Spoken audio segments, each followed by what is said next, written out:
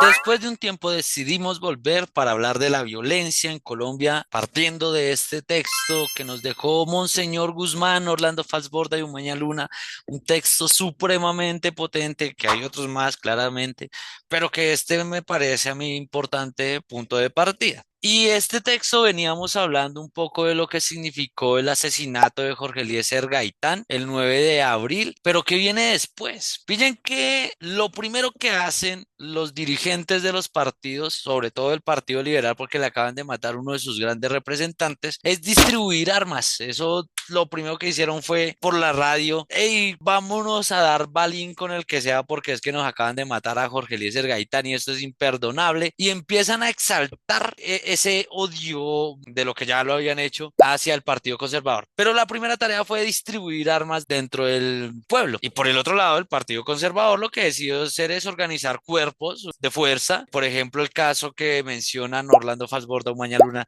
y Monseñor Guzmán es en Ibagué. En Ibagué, el gobernador es el que organiza estos grupos de choque, estos grupos, estas fuerzas, estos cuerpos de fuerza, como los llaman ellos, organizados desde la policía para infundir terror policial dentro de la comunidad con saqueos, incendios, robos, asesinatos, etcétera. Saqueos y robos es sinónimo y ya me di cuenta que ahí la cagué, pero no importa, etcétera, etcétera. Y es que los gobernantes, los dirigentes del Partido Conservador, que tienen el uso legítimo de la fuerza, en vez de darle un pare, un stop a la violencia que se avecinaba, lo que hacen es asumirla como una estrategia política desde el Estado para liderar estos grupos de represión hacia el campesinado organizado, ya fuera en el Partido Liberal o en otras organizaciones que vamos a analizar en otro momento. Puse esta partecita acá de que escapan de la prisión porque es que el 9 de abril se escaparon resto de personas de las cárceles y eso es importante más adelante. Yo creí que era aquí ya, pero más adelante. Y es que aquí había una tesis o una idea desde los dos partidos y era avivar la violencia para poder hacerse al poder. Entonces, por ejemplo, exaltaban el fanatismo de las masas con la gloria del pueblo. Entonces a los liberales y a los conservadores campesinos les decían, pero si es que son ustedes los que llevan la tierra, ustedes lo han logrado todo desde nuestros próceres de la patria que acabamos con el imperio español, etcétera, etcétera, porque ustedes no van a defender su partido. Si era exaltar la gloria del pueblo para poder crear fanatismos desde las masas y bajo dos premisas, es decir, la premisa del Partido Liberal era esta, tenemos que hacer la revolución, hay que apostarle a la revolución, etcétera, etcétera, sobre todo con la revolución en marcha de periodos anteriores, ¿no? Y por el lado del Partido Conservador, moción canina, una moción canina, mi perrita quería decir algo. Y por el otro lado, el Partido Conservador, la premisa era, nos van a hacer la revuelta, tenemos que controlarla para que esto no vaya a caer la iglesia, y etcétera, etcétera. Y la premisa para poder lograr cualquiera de las dos banderas de lucha que tenían los partidos tradicionales era la eliminación del oponente, es decir, no es una lógica basada en hagamos campaña para poder ganar las elecciones, sino no hay que permitir que el otro llegue a las elecciones porque eso puede significar una posible pérdida y no podemos permitirnos, hay que eliminar el oponente, me pegué. Esta era la premisa. Y aquí la violencia se vuelve la estrategia política de los dirigentes del partido, de los partidos tradicionales. Y acá empiezan unas formaciones de los grupos armados. Por ejemplo, en Huila surge un grupo llamado Los Muchachos, o así se les denominó. Y aquí, por ejemplo, este sujeto, tiro fijo, no es el tiro fijo que de Manuel Marulanda de las FARC, es otro tiro fijo, porque al parecer había muchos tiros fijos en esa época, pues porque todos se la pasaban era dando bala. Este tiro fijo es importante, él se escapa, por eso lo decía, él es uno de los que se escapa el 9 de abril en las revueltas del Bogotazo, del asesinato de Jorge Eliezer Gaitán. Y esta persona sale de la cárcel, se cambia el nombre, se pone tiro fijo y les echa un WhatsApp a los parceros y le dice, hey, ¿qué hubo, pues? A José Leal, a Reinaldo Pérez, a Cicerón Murillo, estos son los apodos, José Leal Girardot, Cara Sucia, La IPA. Él les dice, hey, vamos a pillarnos para poder defendernos de toda esta represión o vengarnos incluso del asesinato de Jorge Eliezer Gaitán. Y el 9 de abril él se escapa, empieza a hacer ta, ta, ta. El 12 de octubre es que hacen esta primera reunión para formalizar esta estructura organizativa. Y ese día lo que hicieron fue llamar gente de Luca para poder recolectar dinero desde 50 pesos hasta 500 pesos. O sea, era mucho dinero para la época que estaba recolectando.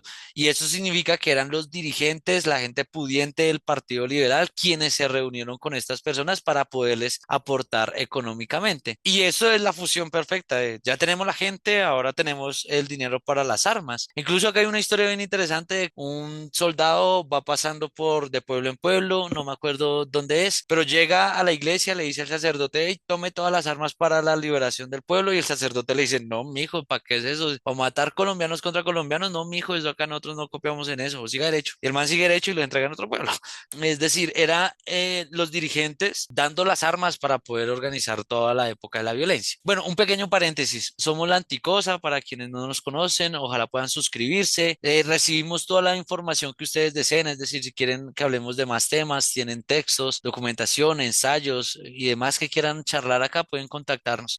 Suscríbanse, denle like, compartan toda esta vaina que se suele hacer. Continuemos. Luego vienen los primeros enfrentamientos. En Bayarahuila, un cabo de apellido Granja, y no estoy mal, que es liberal, recomienda a un sargento de apellido Solórzano, que es del Partido Conservador, como la persona que lo va a reemplazar toda la vuelta, etcétera, etcétera. Y este Solórzano lo que viene a hacer es a ejercer una dictadura militar en este pueblo. Entonces, cierra las chicherías a las 10 de la noche. ¿Cómo es posible que cierren temprano? No, mentira. Pero sí, es decir, vino a controlar la cotidianidad de la gente, pedía cédulas, digamos, el libro de Salomón, el del pueblo nunca le toca, es un ejemplo bien claro de cómo le pedían el documento a los liberales o a los conservadores y se los quitaban y no les permitían votar. Y eso es una de las prácticas iniciales que se solía hacer en ese momento. Entonces Solórzano llega a generar una dictadura dentro de Bayarahuila y en septiembre, el 7 de septiembre, en medio de una riña, matan a un concejal. Y cuando matan a este concejal, pues toda la gente liberal empieza a decir, hey, ¿dónde están los muchachos que no nos defienden? Entonces los muchachos llegan a Bayara y tienen su primer enfrentamiento. Dicen que no hubo muertos en ese momento, pero ese mismo día, entre Castel y Praga, los muchachos matan a un trabajador y en medio del enfrentamiento terminan hiriendo a tres más. Ese día, los muchachos se autoproclaman como los protectores de la región,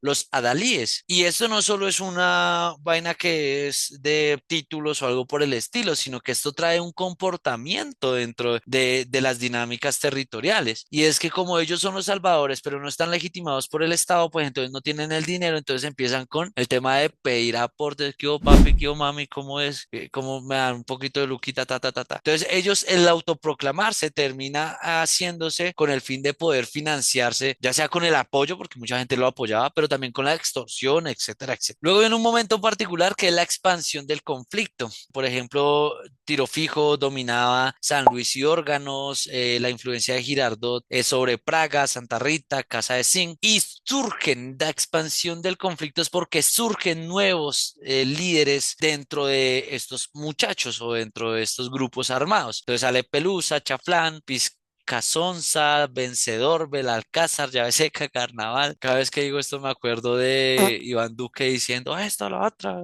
En fin, de hecho, sería interesante si tienen alguna documentación sobre estas personas. No he logrado encontrar, por ejemplo, me interesaría mucho conocer sobre Chaflán porque dicen que es un pelado de 16 años que lidera todo un grupo, ta, ta, ta, pero no se tiene mucha información. Y todo esto termina siendo la utilización del campesinado como instrumentos de violencia. Toda esta gente era controlada por otras personas dirigentes de los partidos liberales y conservadores allá en las ciudades principales. Todo esto pasa en el campo, en los pueblos pequeños, ta, ta, ta, y toda la gente que lidera esta gente allá desde el control remoto. Ahí es cuando dicen que los pobres somos los que ponemos los muertos, porque ellos nunca, nunca los ponen. Y esto pasó, todo este verguero que les decía de Bayara Huila pasó el 7 de septiembre y al día siguiente, el 8 de septiembre, en medio de una charla en el Congreso que se estaba discutiendo una ley electoral, hay un tiroteo, muere un representante hieren otro representante y aquí es donde dicen, esto ya se salió de control.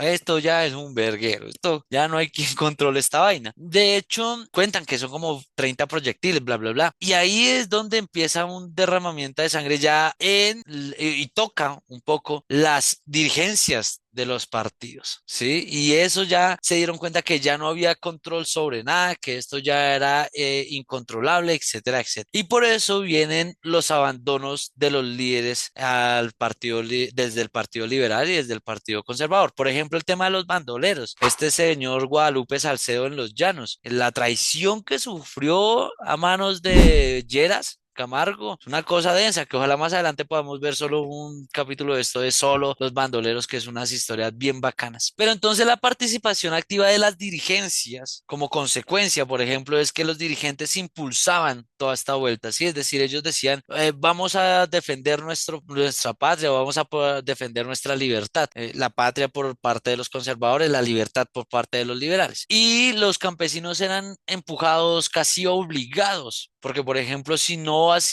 el gobernador de un pueblo X era liberal y el campesino liberal no se iba a la violencia, pues entonces era un traidor al partido y eso es imperdonable. Entonces ellos lo que deciden es retirarse de forma prudente y decente. Se van fuera del país, se van para sus casas, empiezan las buenas, allá a ser llamados a las buenas formas. Entonces, en vez de decirle a los campesinos, hagan cartas o venga y mi respetuado señor, perdón por lo que pasó, bla, bla, bla, bla, bla, bla. Por el momento voy a dejarlo hasta aquí. Esto se llama las tensiones populares. Cuando se gestaron las tensiones populares, somos revista La Anticosa, un proceso de educación popular. Nos financiamos con aportes, si quieren. Los aportes están basados en vender nuestra mercancía, las revistas de bolsillo, los cuentos infantiles, los libros que hemos estado sacando y también las revistas digitales Historias y Versos que vamos en nuestra tercera versión.